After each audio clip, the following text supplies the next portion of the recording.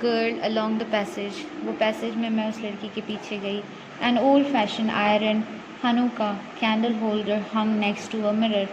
एक मिरर के पास हनुका एक पुराने टाइप का डेकोरेटिव कैंडल होल्डर वहाँ पर रखा हुआ था। We never use it because it was much more cumbersome than a single candle stick.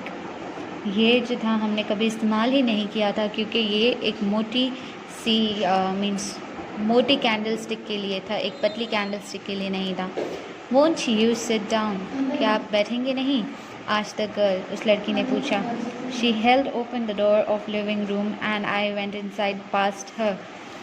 उस लड़की ने दरवाज़ा खुला ही छोड़ा और मैं वहीं पर लिविंग रूम में जाकर बैठी और उसके पास जाके बैठी। आई स्टॉप्ड हॉरिफाइड, मैं वहाँ जाकर बैठी तो मैं एकदम से चौंक गई।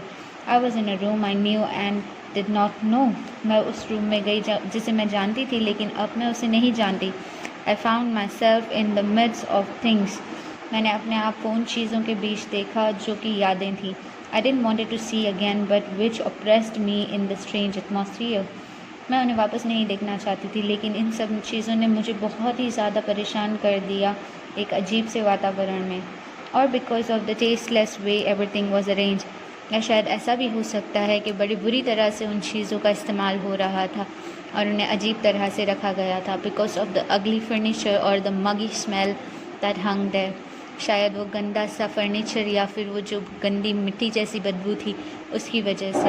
आई don't know but I scarcely dare to look around me. मुझे नहीं पता लेकिन मैं धीरे से चाहती थी देखना भी और नहीं भी अपने आसपास। The girl moved a chair. I sat down and stared at the woollen table cloth. मैंने वहाँ खड़ी थी, सब देख रही थी, तो वो लड़की ने कुर्सी ला कर दी और मैं वहाँ जाकर बैठी और मैं अपने आसपास देखने लगी तो वहीं मैंने वो टेबल के ऊपर वो कपड़ा देखा। I rubbed it, my fingers grew warm from rubbing. मैंने उस पर अपनी उंगलियां घुमाकर उसे थोड़ा रब किया तो मेरी उंगलियां उससे गर्म हो गई। I followed the lines of the patterns. मैंने उस पैटर्न्स के ऊपर अपनी उंगलियां घुमाई। Somewhere on the edge there should be a burn mark. इसके किनारे पे कहीं तो एक जलने का निशान होगा। That had never been repaired, उसे कभी ठीक नहीं किया था। My mother will be back soon, मेरी माँ जल्दी वापस आ जाएंगी, सेड द गर्ल, उस लड़की ने कहा। I have already made tea for her, will you have a cup? मैंने उनके लिए चाय बना ली है, क्या तुम चाय पियोगी? थैंक यू, मैंने उससे शुक्रिया कहा।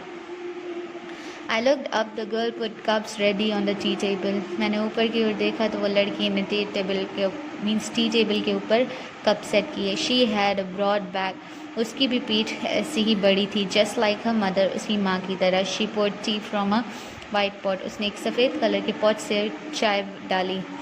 All it had was a golden border on the lid, उसके पास सिर्फ एक ही डेकोरेटिव चीज़ थी और वो उसके ढक्कन पे सुनहरी line. I remembered she opened a box and took some spoons out, और फिर उसने उन डब्बों में से कुछ चम्मच निकाले और मुझे वो सारी चीज़ें याद थी।